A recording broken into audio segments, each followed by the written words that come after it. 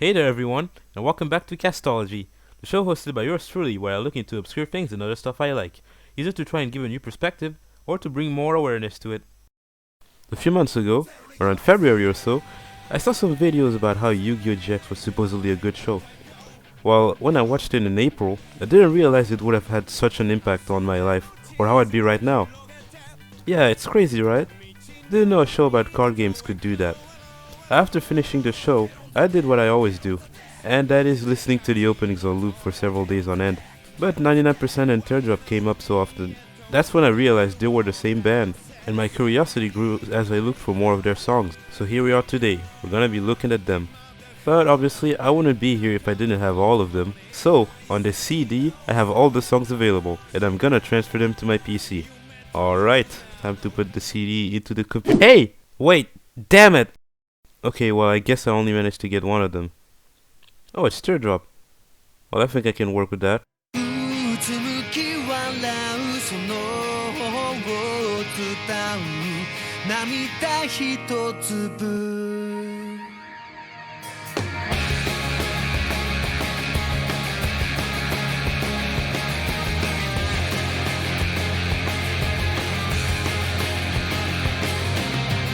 Since you clicked on this video, I'm assuming you know what Yu-Gi-Oh! GX is, or at least have a vague idea of what it's about.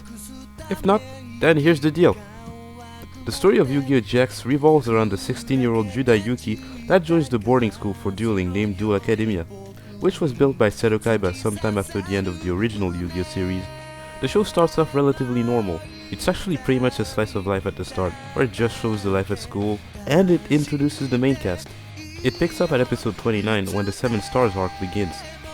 Season 2 introduces the Gen X tournament alongside the Society of Light, which drags on for far too long, cause the protagonist won't do shit to stop it.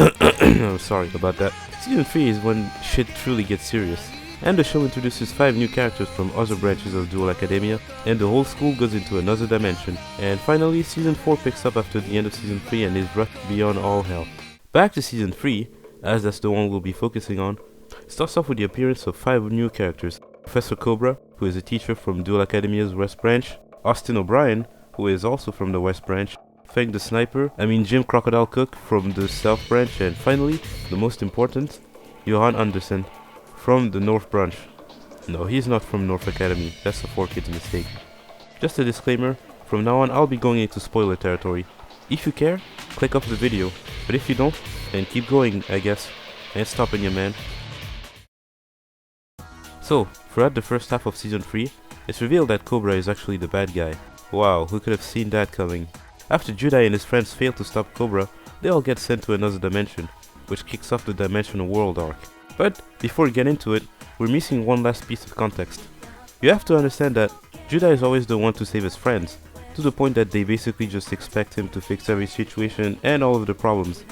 This is even shown at the start of the arc after Judai meets Johan.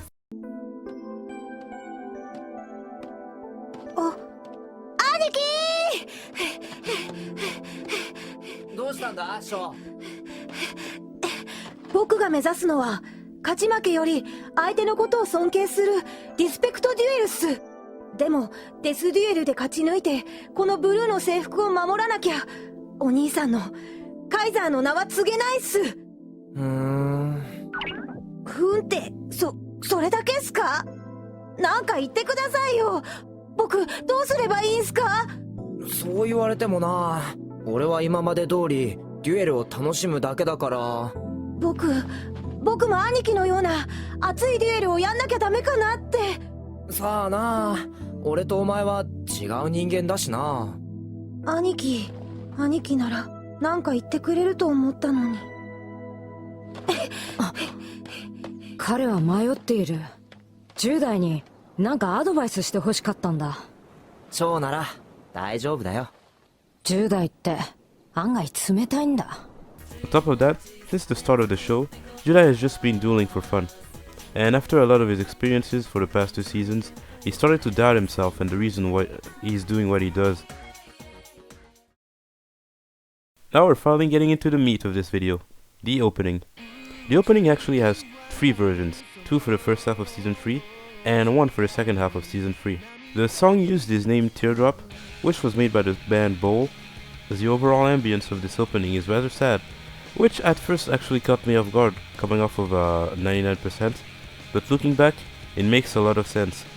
Not much actually happens in the opening, but the most important parts really are the lyrics and the visuals at certain points. After the title card, we are shown a shot of Judai next to a sad winged Kuribo and his elemental heroes, then a shot of Johan next to Ruby Carbuncle and his gem beast. What I'm trying to point out is that we're shown this as if to show there are parallels between them. Judai can see spirits, Johan can see spirits. Judai has his own elemental heroes, Johan has his gem beast. This shows there's a connection between the two. Later on in version 1, there's also the shot where the camera spins around Judai with a sad expression, while Johan stands behind him, smiling. Note that this is mirrored in the third ending as well. Afterwards, we can see a shot of Judai standing next to Duel Academy while looking sad, but at the end he does reminisce about all the times he's had with his friends, and he does smile at the end. Episode 113. The proper start of the Dimension World arc is when version 2 properly debuts. Instead of looking sad, Judai starts smiling in a shot with Johan, and the shot where he stands next to Duel Academy is replaced with a still shot of him looking determined, which also stays that way in version 3. For version 1 and 2, we can safely say that the lyrics are read from the point of view of his friends throughout the whole opening, as they all seem either sad or concerned as to what is happening to Judai. This is mirrored in the lyrics with sentences such as these,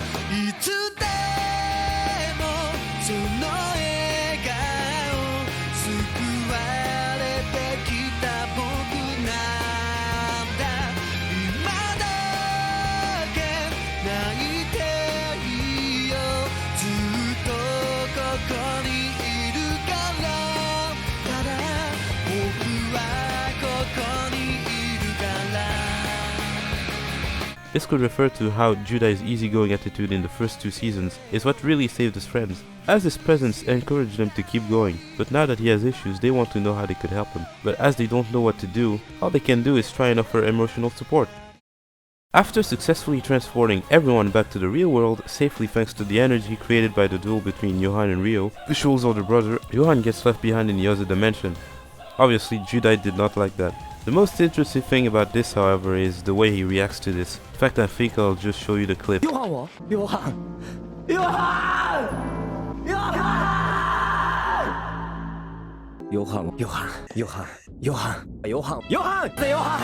So, now determined to save Johan, Judai tries to go back on his own without the help of anyone, but his friends follow suit, as much as he doesn't want to get them involved in this. And I'll sum this up in one quote by Rio, which explained this perfectly. 結局そういうことになる。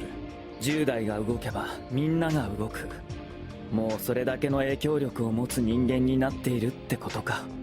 自覚していないのは10代自身だけだ。After successfully reopening the portal, Judai and his friends and all the people who happen to be nearby get teleported in, but this doesn't seem like the same dimension they were in before. So, version 3 is used from episode 135 and for the rest of the arc. This is when shit gets real. This is the darkest this show gets so far, and the tone this season took is probably what led to season 4 not getting dubbed by 4Kids. The scenes showing his friends being concerned are now replaced with scenes where they look serious or upset. The scenes showing the parallel between Judai and Johan is mostly kept, but Johan's parts are replaced with Rio and Ed. And the scene where Judai turns and smiles at Johan is replaced with him not turning whatsoever, and he keeps looking forward with a serious expression on his face. And to top it all off, all the scenes where Judai is reminiscing about his time with his friends is now replaced with the times he spent with Johan. This time, the lyrics can also be read from a different point of view. The point of view of Judai. He's hell-bent on finding and saving Johan, and it's practically all he can think about, which gets him into a lot of trouble later on. Because you see, much of the second half of season 3 is basically just a compilation of Judai saying Johan. There's even a compilation video for it. Right, so this video is getting a bit long, and it's a bit of a mess, so I need to end this now, but I would have loved to keep going. The next video will sort of be about GX2, so you could consider this a 2-parter. But yeah, to recap, I feel as though Teardrop might be the perfect opening for season 3 of GX. It subtly hints at what is going to happen within the season, and it even shows Judai's slow descent into madness. GX is what most people could consider to be a controversial show, but in my opinion, it's my favorite of all the Yu-Gi-Oh series and the only one I managed to rewatch. It might even be one of, if not my favorite show of all time. This is why I like to tell people, don't judge a show entirely based on its premise, because you could miss out on something great. I don't think GX is for everyone, and it has its flaws, but it was definitely an enjoyable time.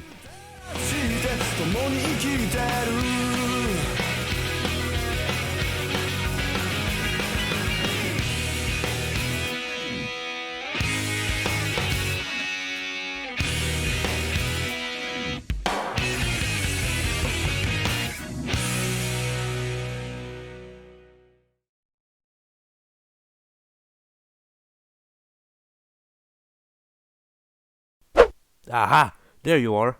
Did you really think you could mess up my show like that and get away with it? Oh shit. Reveal yourself. Whoa, what the fuck? I can't explain. Sorry, mate. Dude, what the hell? I have to go. I left my house on. See ya! Hey, wait, fuck! He's gone again. Oh well, at least I have the CD now. I think should be able to get back on track.